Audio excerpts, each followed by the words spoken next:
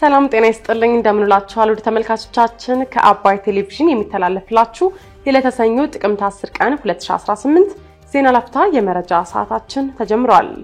የተቀዳሚ ሙፍቲ ሐጂ ዑመር ኢድሪስ ሥርዓተ ቀብር ዛሬ ሰኞ ከቀኑ 10 ሰዓት ላይ እንደሚፈጸም በመቀለ በተካሄደው ስብሰባ ታጣቂዎቹ ላሰሙት ተቃውሞ ይቅርታ ጠየቁ በሚል የተሰራጨው መረጃ ሐሰት ነው ሲሉ የስምረት ፓርቲ አስተባባሪ መግለጻቸውን በግፍ ያጣናው የባህር በር የጊዜ ጉዳይ ካልሆነ በቀር መመለሱ አይቀርም ሲሉ የኢትዮጵያ ባህር ኃይል ምክትል አዛዥ ኮሞዶር ተገኝ ለታ መናገራቸውን የተመለከቱ ጉዳዮችን ጨምሮ ሌሎች መረጃዎችን ይዘንላችሁ ቀርበናል። ዜናዎችን እየመራው ሀና ፍስሐ ከናንተ ጋር ቆይታ አደርጋለሁ። አብራችሁን ቆዩ። የተቀዳሚ ሙፍቲ ሐጂ ዑመር ኢድሪስ ሥርዓተ ቀብር ዛሬ ሰኞ ከቀኑ 10 ሰዓት ላይ ይፈጸማል። ትናንት ህይወታቸው ማለፉ የተሰማው የቀድሞ የኢትዮጵያ እስልምና ጉዳዮች ጠቅላይ ምክር ቤት ፕሬዝዳንት ሐጂ ዑመር ኢድሪስ ሥርዓተ ቀብራቸው በአዲስ አበባ ኃይሌ ጋርመንት በሚገኘው በመኖሪያ ቤታቸው አጠገብ ከቀኑ 10 ሰዓት ላይ እንደሚሆን የቀብር ስነ ስርዓቱ አስተባባሪ ኮሚቴዎች ተናግረዋል።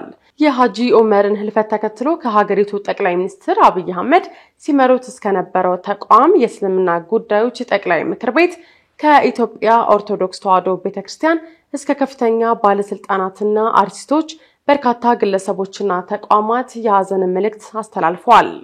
ሙሉ ስማቸው ዑመር ኢድሪስ ደመቀ የሚሰኘው እኚህ ታላቅ የሃይማኖት መሪ በአማራ ክልል ደቡብ ወሎ ዞን ለጋምቦ ወረዳ ገነቴ በምትባል መንደር ግንቦት 21 ቀን 1929 ዓ.ም መወለዳቸውን የህይወት ታሪካቸው የሚያስረዳ ሲሆን ከ50 ዓመታት በፊት ገደማ ወደ አዲስ አበባ በመምጣት አይረሴ ታሪኮችን ጽፈዋል።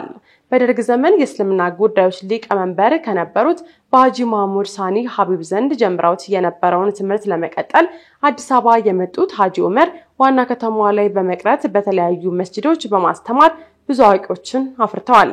ዕውቀትን ከማካፈል የአስተማሪነት ሚና በተጨማሪ በመሪነት ደረጃም የአዲስ አበባና የኢትዮጵያ መጅሊሶች በበላይነት በመምራት ሙስሊሙን ማህበረሰብ ያገለገሉት ሐጂ ዑመር ኢድሪስ ቅዱስ ቁርአንን በመተርጎምና በስፋት በማስተማር ትልቅ ዕውቀትን አበርክተዋል።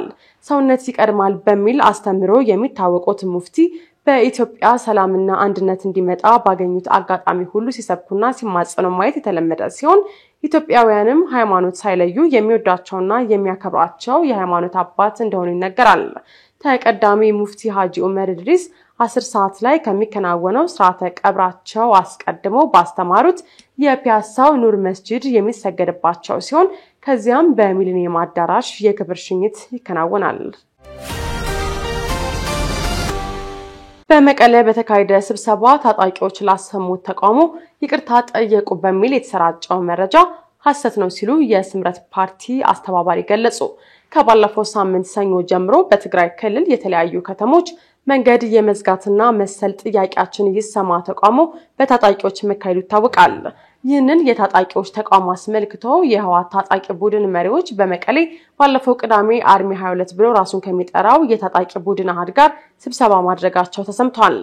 ይህንን ተከትሎም የታጣቂ ቡድኑ አመራሮች በስብሰባው ወቅት ታጣቂዎቹ ተቃውሞ በማሰማታቸውና መንገድ በመዝጋታቸው ይቅርታ ጠይቀዋል ሲሉ ማስተባበያ ሰጥተዋል።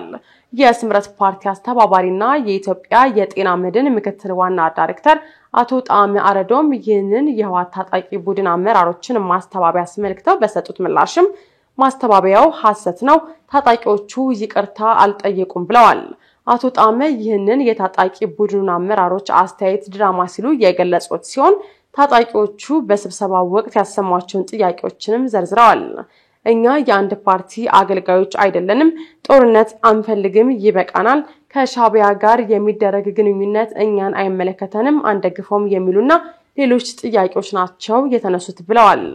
የስምረት ፓርቲ አስተባባሪው አክለውም ጠምቶኛል፣ እርቦኛል፣ ጦርነት አልፈልግም ያለ ኃይል ይቅርታ እንዴት ይጠይቃል ያሉም ሲሆን ይቅርታ የጠየቀ ታጣቂ የለም ሲሉ በይፋዊ የፌስቡክ ገጻቸው ላይ አስፍረዋል። በግፍ ያጣናው የባህር በር የጊዜ ጉዳይ ካልሆነ በቀር መመለሱ አይቀርም ሲሉ የኢትዮጵያ ባህር ኃይል ምክትል አዛዥ ኮሞዶር ተገኝ ለታ ተናገሩ። ጥቅምት 8 ቀን 2018 ዓ.ም በውጭ ጉዳይ ኢንስቲትዩት በመከላከያ ዋር ኮሌጅና በሰመራ ዩኒቨርሲቲ ትብብር የሁለቱ የውሃ ስርዓቶችና የኢትዮጵያ ስትራቴጂካዊ ነጻነት የአባይና የቀይ ባህር ትስስርና የአፋር ክልልን ስትራቴጂካዊ ሚና መዳሰስ በሚል አብይ ርዕስ በሰመራ ዩኒቨርሲቲ የምክክር መድረክ ተካሂዷል። በመድረኩ ላይ ንግግር ያደረጉት የኢትዮጵያ ባህር ኃይል ምክትል አዛዥ ኮሞዶር ተገይለታ የኢትዮጵያ ወደብ አልባ መሆን በሀገሪቱ ላይ ብቻ ሳይሆን በአፍሪካ ቀንድ ሊኖረው የሚችለው ኢኮኖሚያዊ፣ ፖለቲካዊ፣ ወታደራዊ መዘዝን መረዳት ተገቢ መሆኑንም አጽንኦት ሰጥተው ተናግረዋል። የወደብ ጉዳይ መንግስታዊ አጀንዳ ሆኖ ቀርቧል ያሉት የባህር ኃይል ምክትል አዛዡ በቀይ ባህር ቀጠና እየታዩ ናቸው ያላቸውን ጂኦፖለቲካዊ ለውጦች ከቅርብ ጊዜያት ወዲህ በቀይ ባህር ላይ ያሉት ጥያቄ ቀዳማዊ ብሔራዊ አጀንዳ ለማድረግ ገፊ ምክንያት መሆናቸውን ጠቁመዋል። በግፍ ያጣነው የባህር በር የጊዜ ጉዳይ ካልሆነ በቀር መመለሱ አይቀርም ሲሉም ገልጸዋል። ሆኖም ይሄው የኛ ትውልድ የህዳሴ ግድባችን በራስ አቅም ገንብተን አጠናቅነናል። አሁን የቀረን በግፍ ያጣነው የባህር በራችን የጊዜ ጉዳይ ካልሆነ በስተቀር መመለሱ አይቀርም። የኢትዮጵያ የባህር ጥያቄ መመለስ ለሀገራችን ብሎም ለአፍሪካ ቀንድ አገራት ሰላም መረጋጋት ጠቀሜታው ጉልህ ነው።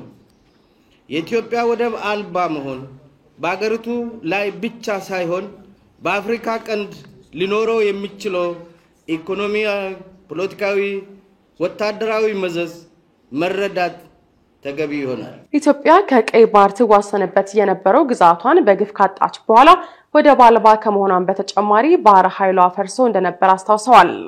አሁን ላይ ግን ባህር ኃይሏ በሁለንተናዊ ዝግጅቶች ራሱን እያጠናከረ ነው ብለዋል። ያለ ጥርጥር የባህር በር ይኖረናል ሲሉም አጽንኦት ሰጥተዋል። ኢትዮጵያ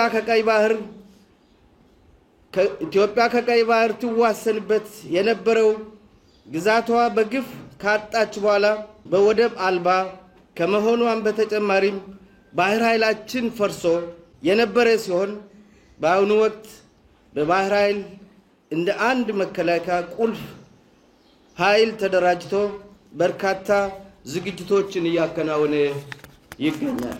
ባህር ኃይላችን በአደረጃጀቱም በሰው ኃይል ስልጠናም በተቋም ግንባታ ረገድና በሁለንተናዊ ዝግጅቶች ራሱን እያጠናከረ የሚገኝ ሲሆን ሀገራችን ኢትዮጵያ በውሃ ላይ የሚኖራትን ብሔራዊ ጥቅሞችን ለማስከበር የሚችል ኃይል በመገንባት ላይ ይገኛል። ያለ ጥርጥር የባህር በር ይኖረናል። በውሃ ላይ የሀገራችን ብሔራዊ ጥቅማችን እናስከብራለን።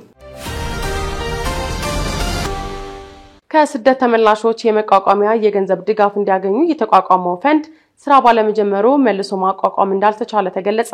የዓለም የፍልሰተኞች ድርጅት IOM በሚቀጥሉት 5 ዓመታት በኢትዮጵያ ለስደትና መፈናቀል ምክንያት የሆኑ ችግሮችን መቅረፍ የሚያስችል የ5 ዓመታት ስትራቴጂካዊ ዕቅድ ባሳለፍነው ሐሙስ ይፋ አድርጓል።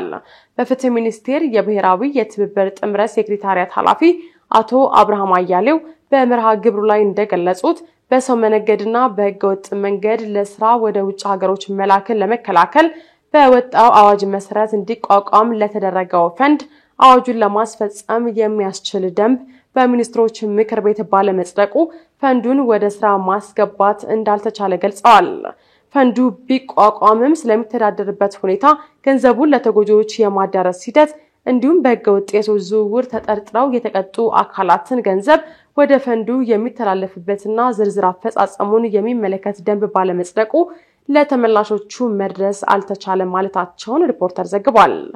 በየዓመቱ በመቶ ሺዎቹ የሚቆጠሩ ዜጎች እንዲመለሱና የማቋቋም ስራው ከፍተኛ ሀብት የሚፈልግ መሆኑን ገልጸው ፈንዱ ተግባራዊ መሆን ቢጀምር ከዓለም አቀፍ ተቋማት ከእርዳታ ድርጅቶችና ከቅጣት የሚገኘውን ገንዘብ ወደ ፈንዱ እንዲገባ በማድረግ ለተመላሾቹ ለማድረስ ይቻል ነበር ሲሉ አስረድተዋል። ከዚሁ ጋር በተያያዘ የዓለም የፍልሰተኞች ድርጅት የአስቸኳይ ጊዜ ዝግጁነትና የህይወት አድን እርዳታ ቀዳሚ ትኩረቱ እንደሚሆንና መጠለያ፣ ጤና፣ ንጹህ የመጠጥ ውሃና ንጽህና አጠባበቅ ተደራሽ ማድረግ በቀዳሚነት የሚሰራው ተግባር መሆኑን በቅዱ አስታውቋል። ሌላው ትኩረት የተሰጠው ለተመላሽ ዜጎች የሚደረግ ድጋፍን የሚመለከት ሲሆን ተመላሽ ዜጎችን የማቋቋም ስራዎች ላይ ትኩረት እንደሚያደርግም ተገልጿል። ድርጅቱ ከኢትዮጵያ መንግስት ጋር በመተባበር ዜጎች ደህንነቱ በተጠበቀ መንገድ ወደ መዳረሻ ሀገሮቹ ስለሚሄዱባቸው አማራጮች እንዲሁም በድንበር አካባቢዎቹ ቁጥጥር ማጠናከር ላይ እንደሚሰራ መጠቆሙን ዘገባው አክሏል። እስራኤል በጋዛ ላይ የአየር ድብደባ ከፈጸመች በኋላ ወደ ተኩስ አቁም ስምምነት መመለሷን አስታወቀች።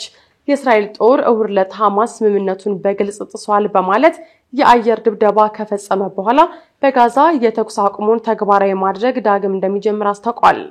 በደቡባዊ ጋዛ የአየር ድብደባው የተካሄደው በራፋ ወደሚገኙ ወታደሮቹ አሸባሪዎች ጸረ ታንክ ሚሳኤልና ጥይት ተኩሰው 2 ወታደሮችን ገለዋል ካለ በኋላ ነው። እስራኤል እሁድ ምሽት ላይ በጋዛ የሚገኙ የሐማስ ኢላማዎችን መደብደቧን ያስታወቀች ሲሆን በጋዛ የሚገኙ የሆስፒታል ምንጮች ደግሞ በጥቃቱ 44 ሰዎች ተገለዋል ብለዋል።